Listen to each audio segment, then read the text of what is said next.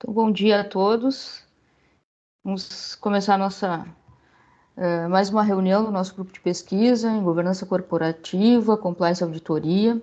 E hoje temos um tema bastante interessante, que é uma aplicação prática do ESG, né? Então, o título da nossa reunião de hoje é Governança e ESG, aplicação na área financeira. E será conduzido pela Beatriz Prado.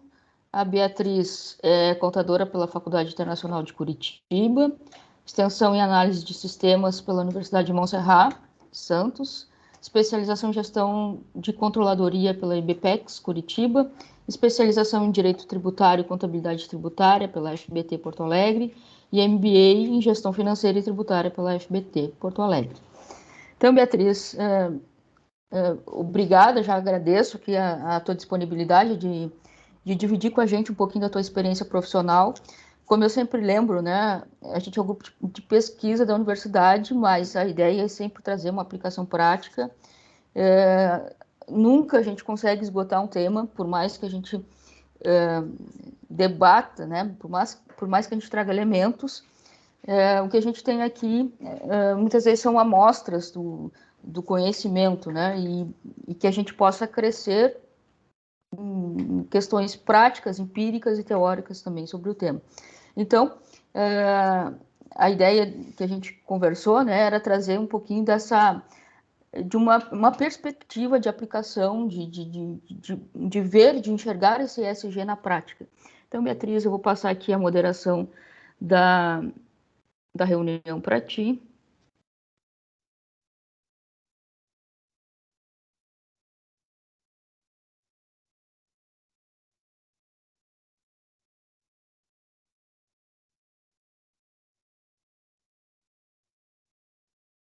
Pronto.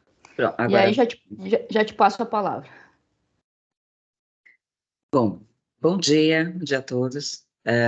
Realmente para mim é um prazer estar falando com uma equipe aí tão bem composta, digamos realmente isso, de estudiosos, né, pesquisadores. Minha vivência é um pouco mais do dia a dia, e aí acho que é justamente juntar isso. Vocês têm elementos dos quais eu ainda não estou com toda essa bagagem, e eu tenho as vivências, que é praticar justamente isso, todos esses estudos. Então, vou aproveitar a oportunidade e trazer para vocês alguns cases, né, dos quais eu realmente vivenciei, que vai fazer com que a gente pense realmente essas propriedades, né, tanto da governança quanto do ESG. Eu vou abrir aqui a parte do compartilhamento. Também espero que seja uma troca, à medida que vocês entenderem que cabe uma consideração, alguma coisa, por favor, adoraria realmente dessa colaboração.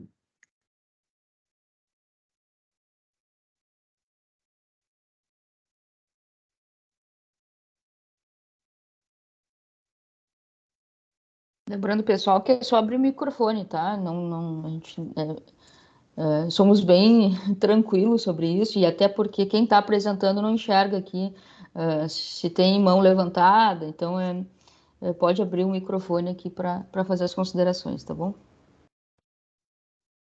Exato. Bom, agora vocês conseguem enxergar minha tela?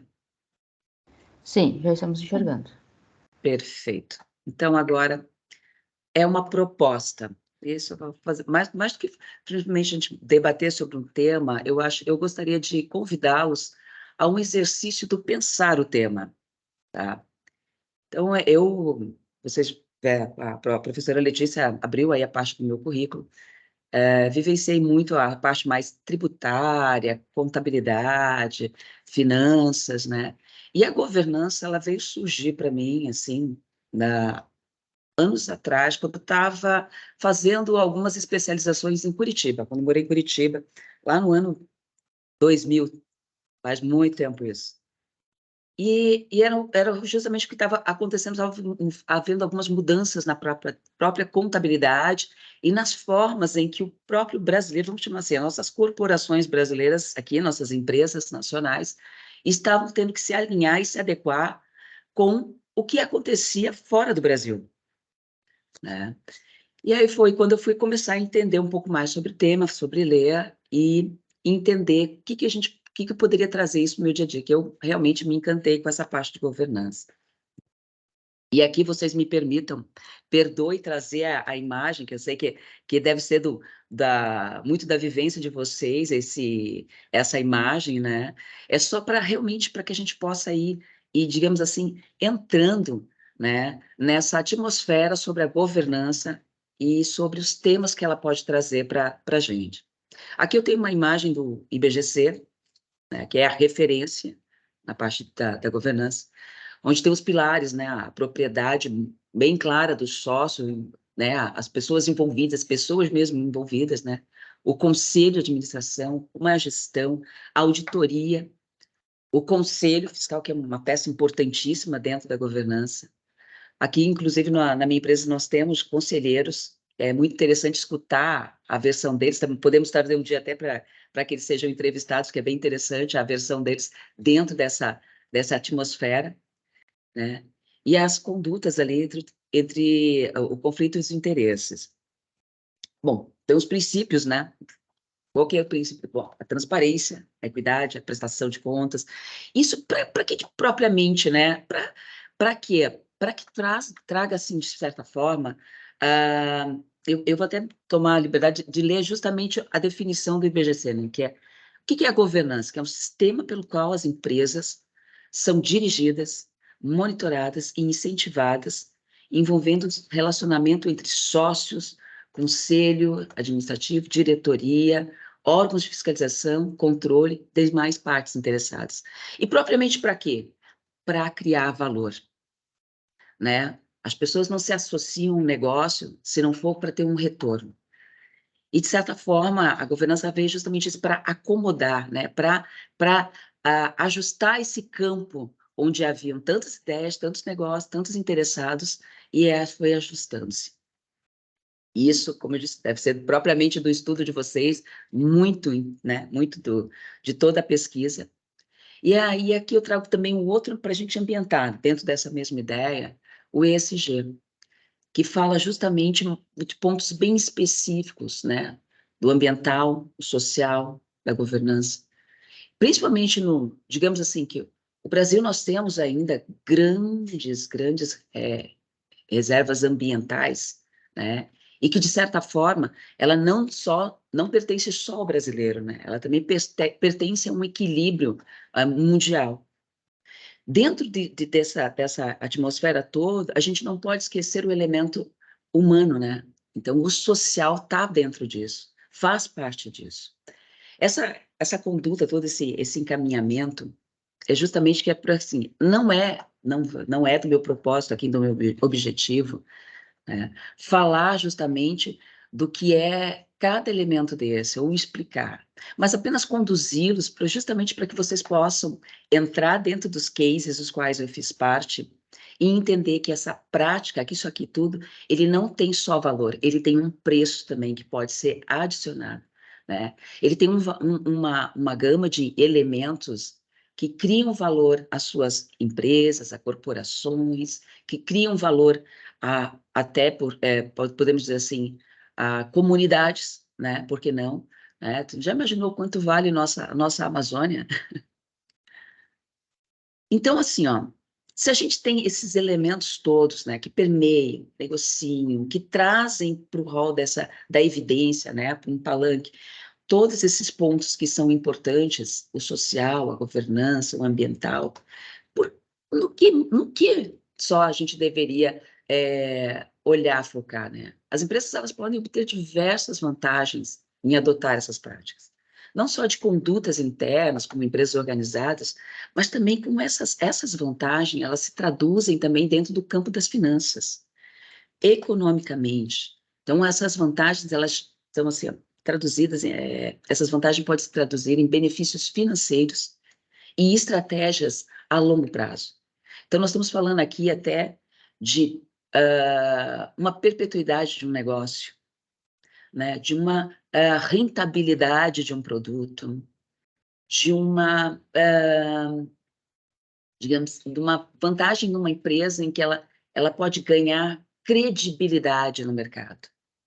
Nós já havíamos falado na última aula, que a professora Letícia trouxe um excelente material onde se falava muito das empresas que estão na Bolsa, né, que têm que trazer à tona esses envolvimentos, porque isso cria atrativos para investidores.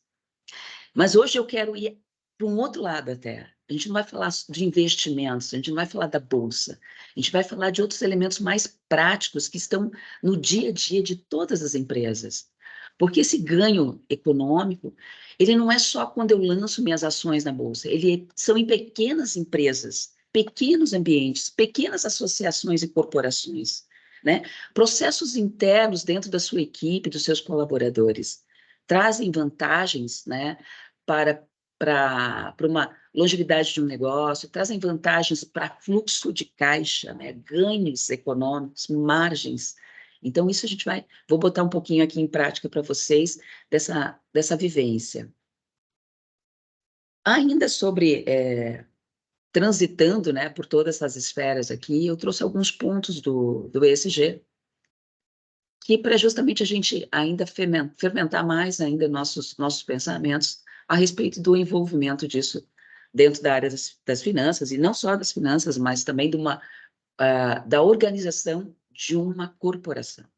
Então, ela atrai investimentos, né, os investidores, incluindo fundos de pensão, principalmente, me parece que fundos de pensão, inclusive, eles têm cláusulas próprias, né, hoje em dia, já estão mais até voltados a isso, em que os investimentos deste fundo devem ser em empresas ou negócios que visem, né, ou que estejam comprometidos com o ambiente e com pessoas.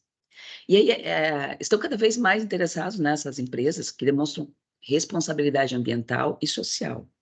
E isso pode atrair investidores e impulsionar o valor das ações. Na gestão de risco, ela ajuda a empresa a identificar e mitigar riscos, incluindo os riscos regulatórios, principalmente riscos de reputação e operacionais, que isso pode economizar dinheiro e evitar perdas financeiras, né? Dentro de uma empresa, de um negócio, a gente realmente tem que lidar com dinheiro, né? Já não perder o dinheiro já é alguma coisa bem positiva. A reputação em licença social para operar. Então, empresas que têm fortes práticas na área do ESG, geralmente têm uma melhor reputação e a relação com seus stakeholders também, elas são muito importantes. Então, você já falou aquele termo, né? Vestir a camisa. Como é gostoso a gente vestir a camisa de uma empresa que tem os mesmos valores que nós, né? E aí inclui também clientes, inclui os funcionários, a comunidade, tudo que tiver à volta disso. Isso pode aumentar a lealdade, não só do cliente, mas também ele melhora a licença social para operar. Empresas que têm nos seus históricos, né, a aplicação de ações voltadas às preocupações com o ambiente e seus funcionários, elas têm trânsitos mais fáceis dentro das liberações operacionais, sejam elas de uma prefeitura, de um estado, ou sejam elas em quais regiões elas estiverem. Então, se ela já vem com essa reputação, o trânsito dela, o meio de comunicação e por onde ela tem que registrar os seus procedimentos, eles serão facilitados. A inovação e eficiência operacional. Então, a busca por práticas mais sustentáveis, muitas vezes leva à inovação e a processos mais eficientes. Então, vocês já ouviram que fazer melhor, né, com menos, sermos mais eficientes, né, eficazes na aplicação de tudo que a gente se empenha em fazer. Isso também é um perfil de uma corporação. Então, isso pode resultar nas economias e também, imagine a prática direta nos custos da operação, né? Isso podem ser economias representativas, realmente. Atração e retenção de talentos. Então, voltando novamente, assim, vestir a camisa de uma empresa com propósitos, com valores, né, com direcionamentos que tenham a ver com os meus. Isso acontece muito você busca empresas, né, para trabalhar que te deem orgulho. Eu quero fazer parte de algo maior, né, de me envolver em projetos que tragam para não só para dentro da empresa os lucros maximizados em termos econômicos, mas também os lucros no meio do ambiente e para a comunidade onde estiver inserido esse negócio. Satisfação do cliente. Esse aqui é um ponto bem importante para dois casos em que eu vou citar aqui para vocês. Hoje nós temos cada vez mais o consumo consciente, né? Então, as empresas que demonstram responsabilidade social, ambiental, elas atraem mais clientes. Muitas vezes, até, tudo bem, eu posso estar consumindo produtos que eu ainda não tenho uma gama de, digamos assim, de alternativas no mercado, mas quando eu tiver, fatalmente eu vou escolher um produto que não atenda só em termos econômicos, no meu orçamento, mas que também me traga, digamos assim, algo emocional, com que eu esteja, por exemplo, contribuindo, né, para um retorno para o meio ambiente, uma colaboração para a manutenção de frutas silvestres em algum ambiente. Então, eu quero fazer parte de algo maior. Hoje, o consumo, ele não é pura e simplesmente atender uma necessidade fisiológica que seja, mas quando eu tenho um leque de produtos e opções, eu começo a questionar algumas coisas, né, e me levam a consumir produtos que tenham mais a ver com os meus valores pessoais. Então, isso atinge diretamente onde? A vantagem competitiva disso. Empresas que incorporam o ESG podem ganhar uma vantagem competitiva, especialmente em setores onde a sustentabilidade e a responsabilidade social são fatores importantes de compra. Outro ponto, sim. Beatriz, Oi? Pois deixa eu não? só fazer. É o Rodrigo, tudo Oi, bom? Rodrigo, tudo bom?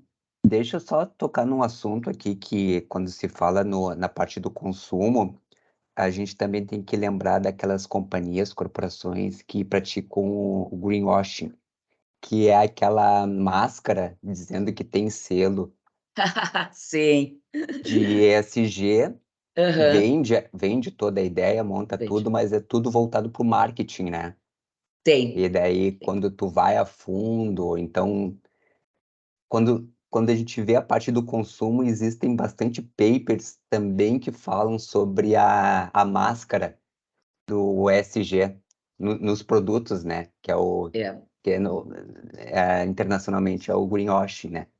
Então, só para, como quando tu falou isso, o consumo, claro, a gente quer comprar algo que é sustentável, né? Que não polua, que Isso. tenha responsabilidade social, mas tem as empresas que fazem essa maquiagem, né?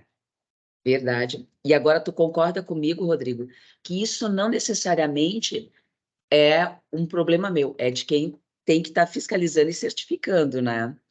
Então, são dois pontos, realmente. Eu acho que é ter empresas sérias, né? Mas no momento que eu, consumidora, busquei esse selo, apesar de ser um selo falso, vamos pensar assim, eu busquei algo diferenciado, né? Algo que eu estou puxando, né? E eu estou tentando contribuir para essa comunidade, né? Para essa esfera toda, esse ecossistema todo, ser voltado para essa consciência do ambiente, né? E consciência de estar consumindo um produto que vai ter, digamos assim, que vai reverter em benefícios para onde eu estou inserido, no ecossistema onde estou inserido. Isso a gente vai falar mais à frente. Olha, guarda o gancho aí, guarda o gancho. Então, aí temos aí também assim, a resiliência e eventos externos. Então, empresas com uma abordagem ESG bem desenvolvida, que aí pode ser marqueteiras ou não, estão melhor preparadas para lidar com eventos externos, né, com desastres naturais, crises de saúde pública e crise econômica.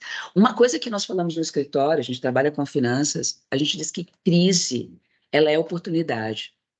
Então, quem está preparado, ela supera a crise. E mais que isso, numa crise, essas empresas que não são sérias, que estão trabalhando com esses selos falsos, vamos pensar assim, né, elas fatalmente não superarão a crise. Agora, a empresa séria, que que implantou a sua governança, que pensou no ESG, que aplicou ações, né, que se voltou para ações para trazer esse benefício, fatalmente ela vai se sair bem melhor. Pode ser que ela não supere a crise, mas com certeza ela vai resistir muito mais à crise. Então, em resumo, assim, as empresas que integram práticas ESG em suas estratégias e negócios podem obter várias vantagens, desde acesso a capital até aprimoramento de sua reputação e relacionamento com partes interessadas. Essas vantagens podem ser essenciais para o sucesso a longo prazo e a sustentabilidade do negócio. Então, se realmente são sérias, estão mobilizadas para essas ações, elas com certeza estarão pensando em processos a longo prazo. E aí, aqui, assim, aqui eu falando de todo esse ponto, né, trazendo essa imersão, que, como eu falei, a minha ideia hoje não é explicar o que são esses princípios ou essas ações, mas como eles se aplicam diretamente, né, nas finanças. E aí eu vou trazer 3 pontos, assim, que eu vivenciei através da empresa aqui onde trabalho, e que foram muito interessantes e que tanto essas práticas, todas essas ações, elas tiveram um peso bem interessante nos cálculos em que a gente apresenta nos projetos. Um deles, eu não sei se vocês já tiveram algum contato, alguma coisa com o tema, que é o naming rights. O naming rights, propriamente, é a associação de um nome, né, com uma marca, um ambiente, ou até, digamos assim, a utilização, promoção de marketing, digamos assim, de uma empresa ou de um negócio, através da associação com um projeto ou com outra corporação. Um exemplo, talvez, que todos conheçam, é o próprio estádio do Corinthians, né, a Neoquímica, e que foi talvez um dos maiores aqui no Brasil. Já existem outros, tá? A naming rights também, e que são mais comedidos, ou mais digamos assim, menores pontos, mas um dos cases nós tivemos o prazer de trabalhar. E nós fomos contratados justamente para fazer o quê? Para fazer o cálculo desse naming rights. E aí o ponto de partida era justamente pensar como é que poderíamos fazer esse cálculo, como é que poderíamos mensurar. Bom, se o naming rights é justamente uma associação, eu tenho que me associar, né, a coisas que tenham valor e que possam potencializar o meu negócio e não destruí-lo. Então, isso é um ponto bem interessante. Esse projeto que eu quero falar para vocês, do qual nós vivenciamos aqui, é o naming rights do metrô de São Paulo. Tá? Hoje a gente divulga, até porque é uma economia mista, mas já ocorreu até uma licitação, então a gente pode falar sobre o tema. E é bem interessante porque a construção do cálculo que nós tínhamos que chegar, porque você sabe como é o metrô, ele presta contas e tem uma série de coisas, ele tinha que partir de algum valor para fazer a negociação desse naming rights. Então, era ofertar ao mercado, né, as suas estações, que pudessem ser interessados, pudessem associar suas marcas a essas estações, e aí eles poderiam montar um negócio. Só que não se parte do nada, né? Não é simplesmente ir para o mercado e esperar uma oferta. Tem que ter um ponto de partida de valores. E foi aí que nós trabalhamos.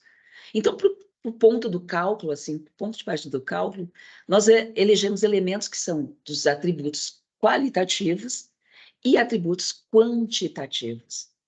Dentro do qualitativos, nós partimos de um primeiro momento diagnóstico, levantando uma série de dados que seriam importantes para, digamos assim, dar forma, né, ou trazer elementos para que a gente possa compor uma fórmula, né, e dentro disso um ranking que pudéssemos, então, identificar como é que eram os valores, ou como é que eram os aceites ou interesses. dentro dos atributos quantitativos, esse sim, mais específico, nós precisamos de uma unidade monetária, né? Então, precisamos chegar a uma unidade monetária que dentro de uma fórmula nós pudéssemos encontrar o valor, então, dessas estações. E aí, isso aqui é, ainda pensando de como compor a fórmula, a gente tem os atributos qualitativos. Então, o que a gente tinha que observar? A história, a consistência do negócio, o mercado onde estava atuando, modelo de governança, estrutura de gestão, autoridades, responsabilidades, política de comunicação, avaliação de serviço, a imagem, a audiência. E dentro dos quantitativos, a gente tinha que pensar, bom, tem o espaço, qual era a demanda que isso poderia alcançar, né? Onde é que estavam, quais são os transeuntes, vamos pensar, as pessoas que estavam passando ali, o potencial econômico do usuário, e então a receita comercial. Dessa composição, a gente atribuiu algum dentro, claro, dentro de pesquisas, né, levantamento de dados, a gente foi indicando esses atributos e fomos formando como se fossem pesos para ele, para que eles pudessem compor dentro de uma fórmula um número, indicando, então, qual o ponto de partida desse naming rights das estações. Então, aqui tem um modelinho bem bonito, que aí, de repente, vocês devem também fazer parte também de muitas pesquisas de vocês, que é uma fórmula paramétrica. Essa fórmula nós desenvolvemos em 2020. Trouxemos, então, todos esses elementos para dentro da fórmula. Encontramos, né, um múltiplo monetário para que a gente pudesse aplicar isso e transformar ele em valor. Então, tu veja que aqui, quando a gente analisa esses atributos todos, a gente está falando justamente do ESG. A gente está olhando para pontos específicos de uma empresa que ela não pode pensar só em prestar o serviço. Ela tem que pensar no quanto ela pode perdurar, o que mais ela pode contribuir para o ambiente onde ela está inserida. E esse valor, esse negócio, ele fica atraente, né? Quando eu tenho justamente uma empresa séria, que possui ações voltadas para o ambiente, para o social, que pensa no seu cliente, no seu consumidor, né? Que colabora com o ambiente onde está inserido, né? O metrô tem diversas ações sociais, culturais, ele tem, inclusive, algumas participações especiais, assim, porque ele promove dentro da cidade, em função até digamos assim, de ter o tráfego de pessoas gigante, né? Então, essa demanda toda que passa pelo metrô, eles são pessoas de opinião, são consumidores, né? São pessoas as quais você pode transmitir informações. Então, eles usam todos esses elementos. E nós trouxemos tudo isso para dentro do cálculo. E aí foi muito interessante. Beatriz, se me permite, claro. Como é interessante isso, e a gente vê o seguinte, tu trouxe aqui em uma tela uma série de elementos aqui, uma complexidade até teórica muito interessante. Por quê? Acho que um ponto interessante que tu mencionou é essa questão da diferença do preço e do valor, né? Nós falamos muito do valor das coisas, mas isso muitas vezes precisa ter um preço, precisa ser quantificado. E o desafio justamente de juntar todos esses atributos quantitativos, qualitativos e transformar isso numa proxy, numa metodologia, num cálculo, para saber por quê. Porque a gente tem ali justamente a criação de valor, a gente tem esse elemento importantíssimo que tu falou da reputação, da legitimidade, e isso está cada vez ganhando mais espaço, cada vez sendo mais importante, né? A questão de atrelar o nome, às vezes, a um projeto que traga confiabilidade, que traga mais legitimidade para a empresa. Isso tudo são elementos que as empresas têm percebido hoje da importância, né, de trabalhar isso. isso sempre existiu, claro, de uma certa forma, né? A questão da reputação, aquela questão lá do fio do bigode, né? Das empresas antigamente. Exato. Só que hoje isso está tomando uma proporção que a gente não esperava, de uma certa forma, né? Por exemplo, a gente vê casos de empresas sendo boicotadas por um ou outro aspecto, por estar ligado a uma questão, a outra questão. A própria questão ali que tu mencionou da resiliência às crises, né? De estar mais preparado. Isso tudo, de certa forma, está composto nessa tua metodologia aqui, na tua métrica, Uhum. E como a gente vê que ESG não é algo teórico, né? Não. É algo prático e que se Prático. dá não só muitas vezes no quant, mas também no quali, né? Na questão dessa percepção de valor e o quanto isso é importante, né? Então, acho que é um caso bem interessante esse que tu traz. Muitas vezes a gente lê nos artigos científicos, né? A importância da legitimidade, a própria discussão da teoria da legitimidade, da teoria dos stakeholders, a percepção de valor do usuário, como tu mencionou ali. Exato. Então, não é uma questão só da linha lá do DRE, do lucro.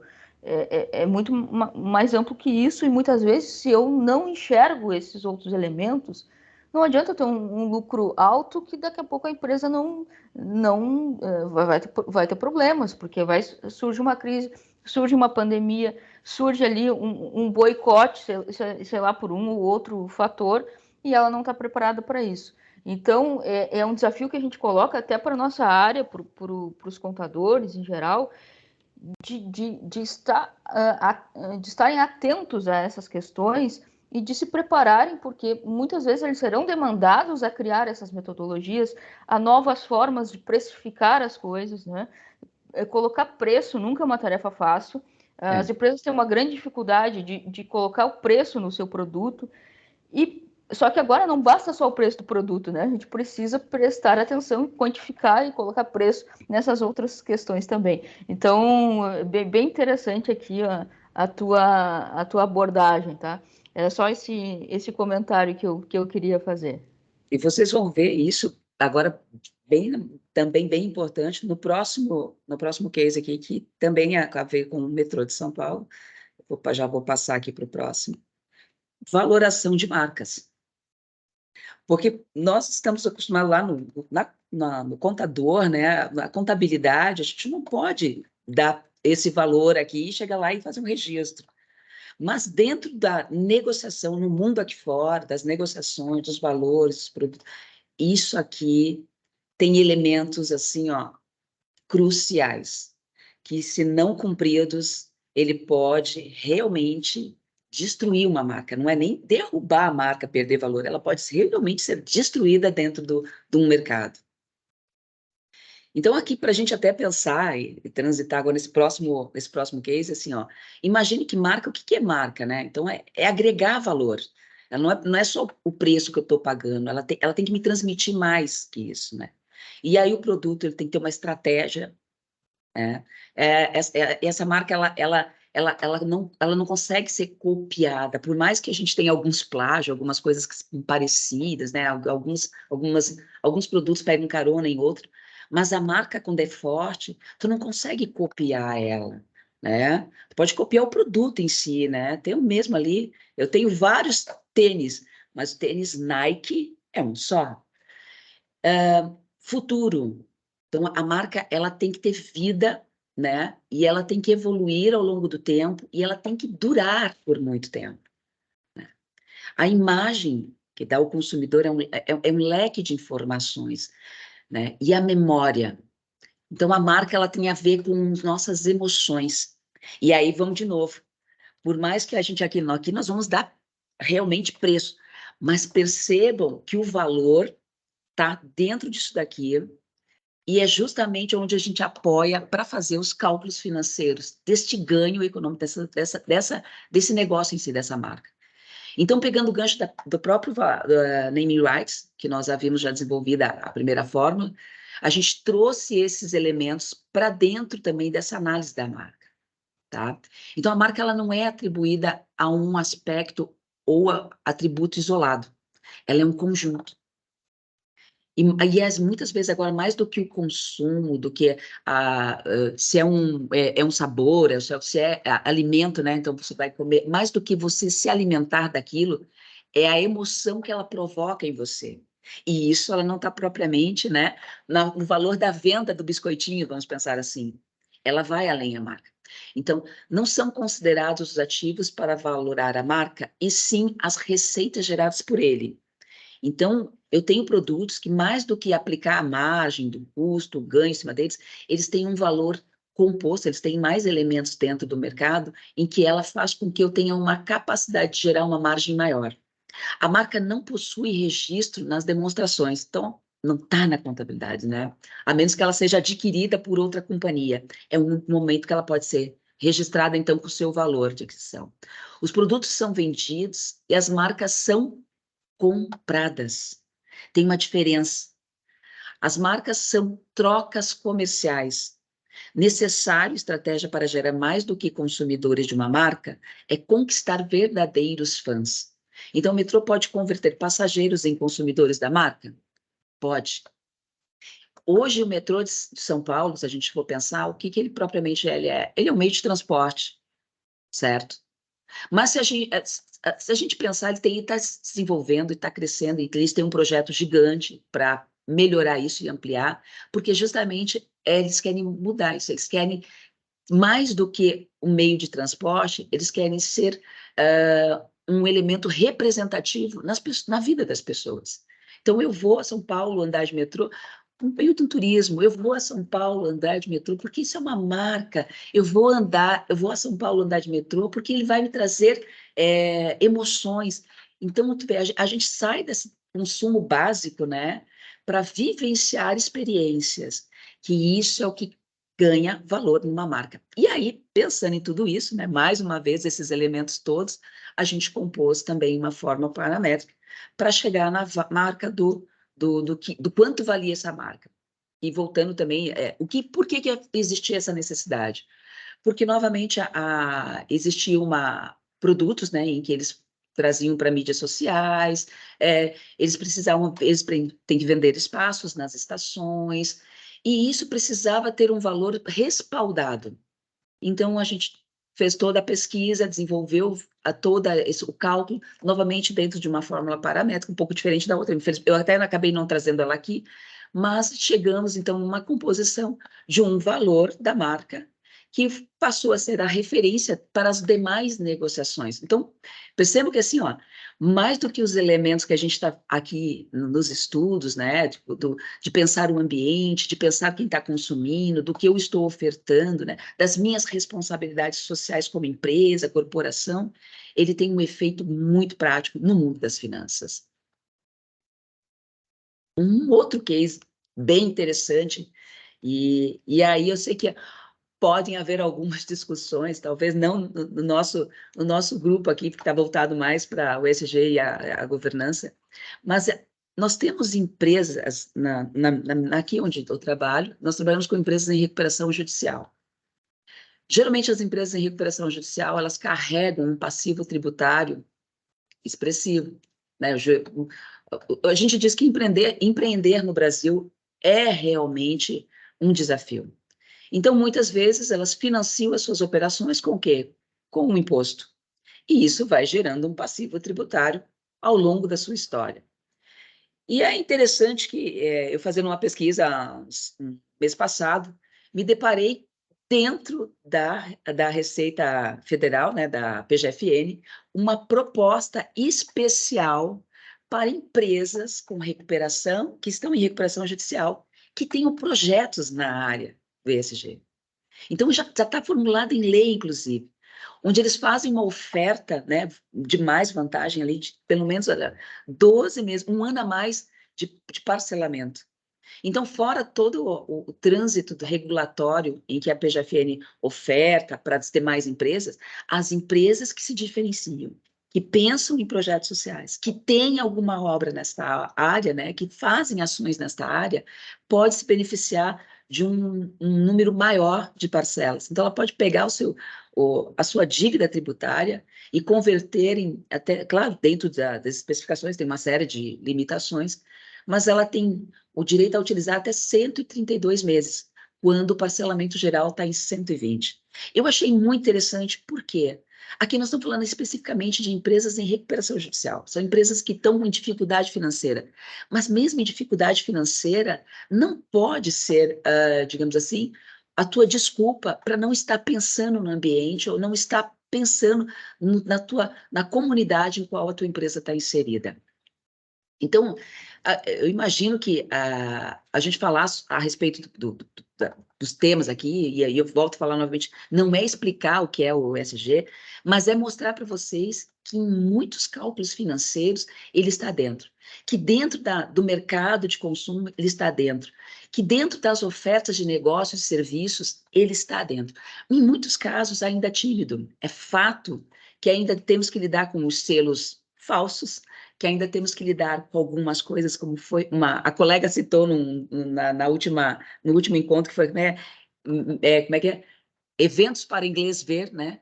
A gente sabe, mas eu vou fazer uma seguinte proposta. Imagine que nós somos parte disso.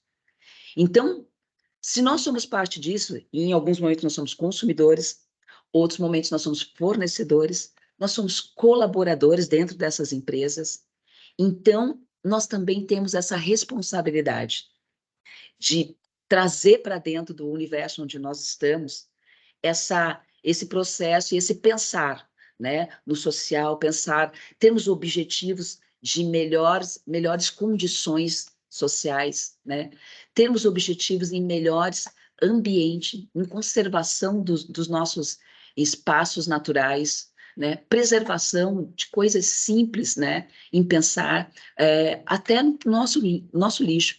Eu trabalhei numa empresa de logística, de cabedes, que chama-se logística reversa, né, onde você tem que ser responsável também por esse resíduo.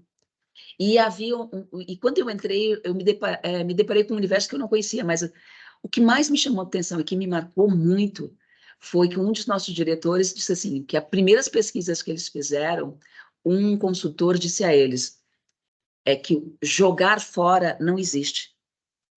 Então, o fora é aqui, né? É aqui onde a gente vive. Então, é responsabilidade de todos nós trabalharmos para que esse ambiente esteja melhor.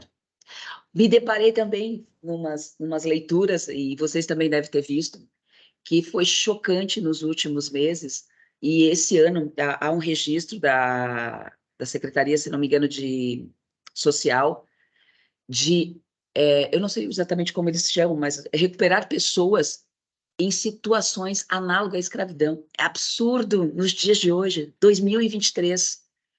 Deve ter passado diante de nossos olhos alguma coisa. Então, nós fazemos parte desse ecossistema. Também compete a nós estarmos ligados nisso. Então, assim, ó, até aqui já terminando, né? Então, as empresas que adotam essas ações, que estão envolvidas e mobilizadas com esse estarmos melhor e fazer melhor, né? Elas melhoram não só a sua imagem perante a sociedade, mas também elas têm esse comprometimento com as questões ambientais. E todas as vezes que a gente faz bem o ambiente, ele traz de volta para a gente melhor qualidade de vida. Então essas ações, tanto do ESG e a governança transitando para alinhar todos esses interesses, eu acho que é um ponto importante. É mais do que a gente olhar que esses cálculos todos estão aqui, quando a gente não está percebendo, é a gente perceber que a gente faz parte não só do cálculo, mas também a gente faz parte desse ecossistema e estamos com a responsabilidade em nossas mãos aí para trabalharmos juntos. Então, essa é a minha exposição, agora fico aí disponível para que a gente possa debater um pouquinho mais. Perfeito, Beatriz. Muito obrigada por nos trazer esses exemplos, por nos mostrar exatamente como essa que a gente considera muitas vezes uma teoria, um conceito, pode ser uma realidade, né? E até bem interessante essa situação que tu citou aí da recuperação judicial, e até a gente tem um caso aqui bem recente, agora que saiu aqui em 2 de outubro, da Minecraft, eu acho que é o nome da empresa, até para citar para o pessoal que não acompanha isso, qual é o impacto, muitas vezes, que essas empresas têm, né? Até como a Beatriz citou, que estão em alguma dificuldade, recuperação judicial. Então, até vou ler aqui um pedacinho da notícia. Diz o seguinte, que a Minecraft Guaianazes, indústria de celulose e papel, em recuperação judicial, firmou acordo de transação com a Fazenda Nacional para quitar débitos tributários que somam 288 milhões. Ela reduziu em quase 80% a dívida original, com desconto e a possibilidade de compensar o passivo com prejuízo fiscal, ela vai pagar só 64 milhões em até 10 anos. Por quê? Porque ela se comprometeu, qual é a contrapartida? A manutenção de políticas de assistência social na região da sede da fábrica. Então, 80% de redução da dívida em troca de apoiar a sua região, de políticas de assistência social, ou seja, de uma prática efetivamente voltada para o ESG, né? Então, a gente trouxe exemplos bem claros aqui, né? A Beatriz trouxe 2 casos, e tem esse da celulose aqui, de como isso está se tornando realmente uma realidade financeira, efetivamente, né? Uma coisa interessante, assim, Beatriz, muitas vezes essas práticas elas só são adotadas por uma imposição, né? A gente sabe que tudo, desde governança, o próprio compliance, isso tudo deveria estar no DNA das empresas, isso tudo deveria ser uma adesão voluntária, mas muitas vezes não é. A gente vê que na realidade da empresa, né? A auditoria, que é a área que eu trabalho, é muito salutar que uma empresa tenha auditoria, mas muitas vezes ela não tem e ela só vai contratar uma auditoria quando ela é realmente obrigada. Mas o que acontece na nossa realidade, né? A gente está vendo os normativos se tornando concretos, assim, na velocidade da luz, né? Então, cada dia que a gente acorda tem uma norma nova voltada para essa área. Claro que na realidade que a gente tem, normalmente essas questões vêm de cima para baixo, né? Vem para as empresas reguladas, vem para setores muito específicos, vem para as companhias de capital aberto, só que quando a gente trata isso de uma forma muito distante, só para essas companhias grandes, a gente está perdendo o bonde da área, né? do crescimento e do conhecimento dessa área. Por quê? Porque uma coisa que tu falou lá no início, que é a questão da cadeia de valor, isso se torna importante para toda a sociedade, para todo o conjunto de stakeholders, para todo o conjunto de fornecedores, que vem lá desde da microempresa, desde o MEI. Então, para a empresa grande, muitas vezes, poder atender o seu normativo, ela vai exigir de toda a sua cadeia de valor essas práticas. E isso cada vez mais concreto, cada vez mais obrigatório. Então, a gente não está tratando mais de uma realidade para grandes empresas. A gente está tratando uma realidade que vem aí para muita gente. Então, por exemplo, esse caso que tu citou aí, casos de empresas que tiveram problemas ali de trabalho análogo à escravidão. Muito bem, isso aqui talvez aconteceu ali hoje, aí as pessoas podem pensar, mas não trouxe um prejuízo significativo para a empresa, daqui a 5 anos ninguém vai lembrar mais. Não é bem assim. Hoje a internet não apaga mais nada. Daqui a pouco ela não consegue fechar um contrato, ela não consegue acesso a um financiamento, porque lá na internet alguém vai pesquisar assim, opa, tem lá um problema. Tem lá um problema. E as empresas de auditoria hoje já estão fazendo, por exemplo, e é até normativo, é até uma norma isso, elas têm que fazer todo um levantamento para aceitar o cliente para ver o risco. Daqui a pouco nem empresa de auditoria tu vai conseguir contratar mais, porque o teu risco ali atrelado já é muito alto. Então tem efeitos muito práticos, né? Então acho que é uma questão bem assim, que de uma certa forma tira uma nuvem, né, dos olhos, né? Quando a gente traz essa visão prática da coisa. Eu vou abrir a palavra assim, se alguém quiser trazer algum elemento, comentar aqui. Temos mais alguns minutinhos.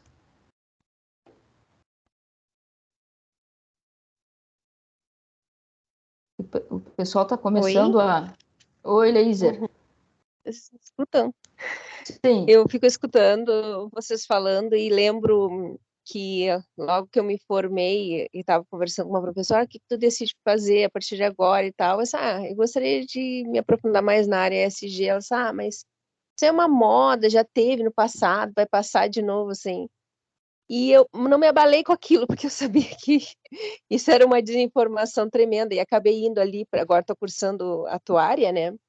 E aí, quanto mais tu estuda, e não importa o ramo que tu vai estudar, tu começa a perceber que de moda não tem nada, né? Eu estava lendo agora uma reportagem bem nova, em que as seguradoras perceberam que elas estão tendo prejuízos com as catástrofes naturais, então elas estão fazendo uma sociedade de propósito específico para lançar as primeiras letras de risco, seguro e resseguro, para poder transferir, né, para o mercado financeiro parte desses riscos associados com eventos climáticos extremos, né? E aí tu começa a perceber o quanto é isso importante, como já está começando a onerar as empresas que não estão se preparando, que não estão prevenindo esse tipo de risco. E ainda comentei com a prof. Letícia outro dia, que eu estava vendo uma reportagem do professor laureado, Nobel e tudo mais, Joseph Stiglitz, que é um economista muito famoso, e o mais legal de tudo que ele abre, que perguntam para ele sobre economia mundial e tudo, e ele abre falando assim, que a primeira agenda mais necessária é a agenda climática. Ele abre dizendo isso aí é importante, isso aí é urgente, porque se o planeta queimar, não vai ter planeta. E a segunda coisa que ele fala é lutar contra as desigualdades sociais, que tem a ver com essa parte social. Então, eu achei fantástico, assim, não tem como parar o SG, sabe? Não tem, precisa para poder manter, para ter um planeta amanhã, né? Para as empresas ter um negócio para comercializar, para vender, para gerar lucro. E ainda ele fala que essa mudança, ele fala, tem que mudar para a economia verde, não tem como fugir disso. E ele diz que essa mudança, se bem feita, ela vai ser, sim, lucrativa e vai ter muito desenvolvimento econômico. Então, achei fantástico, eu queria só, né, compartilhar com vocês.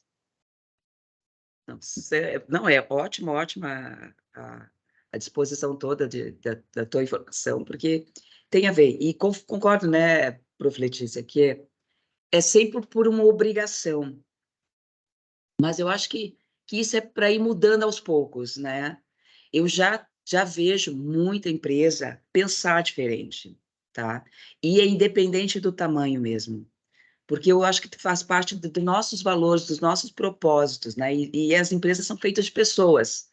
Por isso que o convite é que nós também estamos dentro desse circuito todo, nós também temos que fazer a nossa parte, nós temos que contribuir. Então, assim, eu de fato vejo, e a gente via antes com mais dor, né? Porque era realmente só por uma multa, uma obrigação, uma imposição, alguma coisa, e hoje já começa a mudar um pouco mais. Olha, tu quer valor no teu negócio, quer valor na sua empresa, então começa a pensar em coisas que realmente criem valor, né? Uma coisa que eu escutei já em algumas aulas que a gente faz aqui interna, tá? Que uma empresa ela não pode viver de lucro. Na verdade, ela não vive de lucro. Ela vive de bons resultados, né? Então, esses resultados, eles não são necessariamente dinheiro sobrando, mas uma marca forte que é feita com essa consistência toda, pensando no ambiente, pensando no social, ela pode não estar gerando, digamos assim, financeiro agora no seu fluxo de caixa, mas ela está criando valor, ela está criando consistência e amanhã, com certeza, ela será uma marca forte, porque as pessoas já estão comprando isso, né? Pode ser que nem todos ainda estejamos tão engajados, mas já estamos mudando também essa mentalidade. Exatamente. Não sei se mais alguém quer comentar algum ponto. Luísa. Oi, bom dia. Eu estava vendo vocês falarem aí sobre valores da empresa, né? E esse histórico de que qualquer coisa fica na internet e tal. E aí eu estava pensando aqui, esses cases, né, das empresas chinesas de distribuidores, assim, tanto, sei lá, Shein, AliExpress, etc., que eles têm justamente essa cultura de produzir rápido, descartar rápido. Aí, ou seja, isso não tem, né, tipo, só aumenta aí a questão da não sustentabilidade da empresa do planeta, mas que também tem esses cases de que já foi relacionado a trabalho escravo e não sei, essas coisas, e só que esse mercado tende só a crescer. É um bom ponto esse, Luísa. Não sei se tu quer comentar, Beatriz, depois eu faço um comentário também sobre isso. É uma boa questão essa. E, Obrigada, Luísa. de fato, a tendência do consumo é aquele consumo rápido e elas têm. Mas se eu não vou conseguir lembrar agora, nem vou conseguir citar. Mas o que acontece? A empresa, sim, ela não tem longevidade. São negócios que são mudados o tempo inteiro. Nessa empresa mesmo onde eu trabalhei, que é da logística reversa, nós começamos com um projeto em abrir uma fábrica na China. E aí, até por uma eventualidade, da localização era muito difícil o despacho, nós fomos para montar uma empresa no Camboja. E era muito ruim, porque assim, o Camboja, na verdade, tu não negocia propriamente com a cidade, tu negocia com o coronel, com o dono da cidade, que cria essa fábrica lá e faz essa produção. Isso para chegar no quê? Na verdade, essas empresas do consumo rápido, da construção rápida, da entrega rápida, elas vão todos os dias sustentando outros negócios. Elas não têm uma longevidade, porque elas não têm um comprometimento com elas também. Então, por exemplo, o produto de agora são tecidos com tais produtos, tais elementos. Eles começam a produzir e espalham. Daqui a pouco muda o processo, aquilo que eles estavam envolvidos ali já não serve mais. Eles vão para outro e eles quebram aquilo.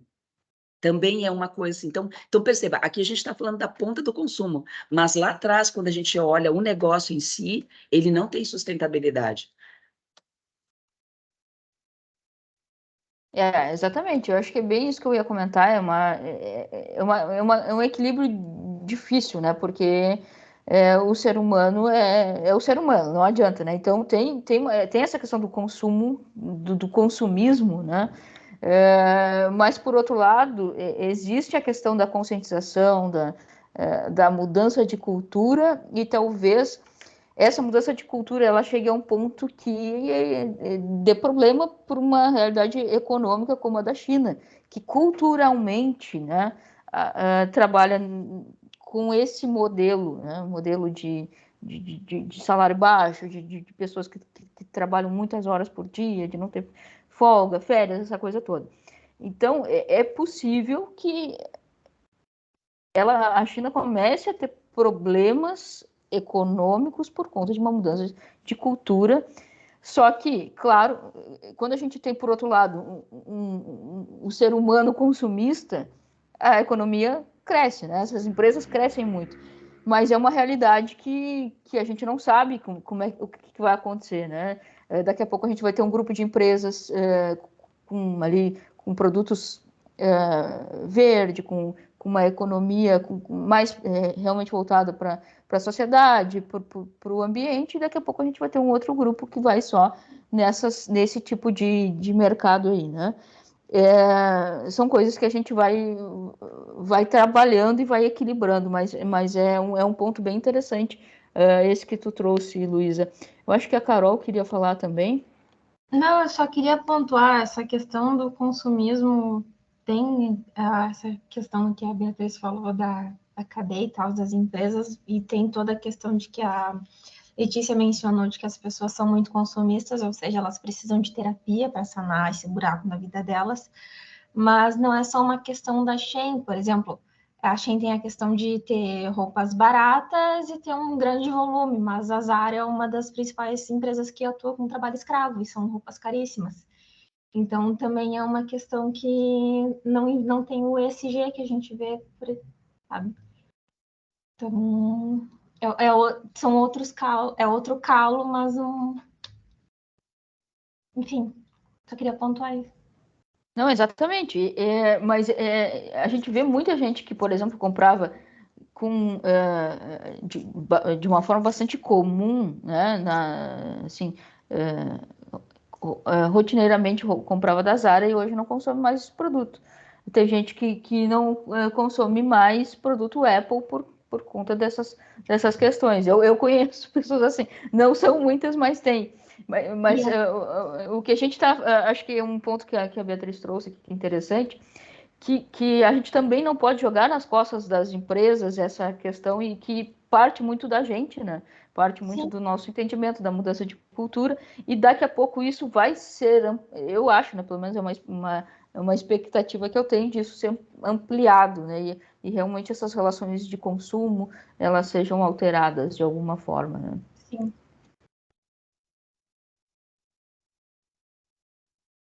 Mais algum comentário? Não sei se Beatriz gostaria de fazer algum fechamento.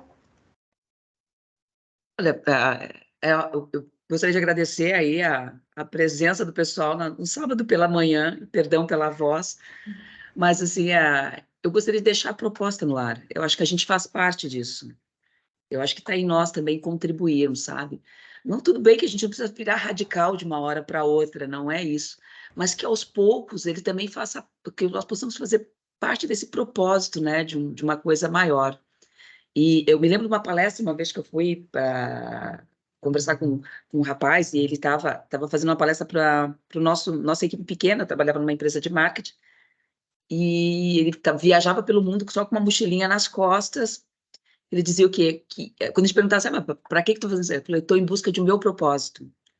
Meu propósito não pode ser dinheiro, meu propósito não pode ser casar, ter filhos, meu propósito tem que ser muito maior que isso.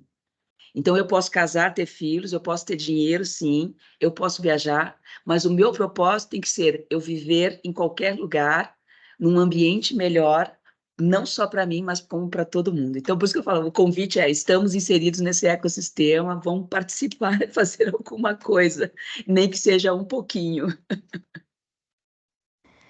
Isso aí. Então, pessoal, agradeço muito a participação de vocês. Agradeço muito aqui a Beatriz por trazer esses cases e essa temática para a gente perceber essa mudança de realidade e para nos instigar aí também a mudança, tá?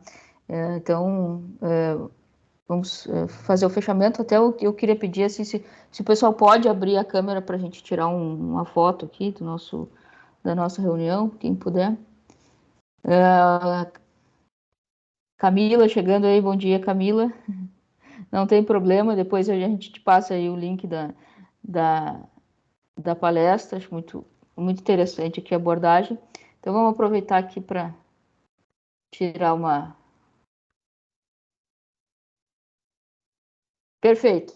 Obrigada, pessoal. Nos encontramos na próxima reunião, depois a gente vai divulgar ali certinho a data. Temos uma data reservada para dezembro, mas eu preciso confirmar primeiro. Então, a gente divulga ali nas redes e no grupo. E um bom final de semana para todos. Até mais. Bom dia, tchau, tchau. Tchau, tchau. Tchau, tchau.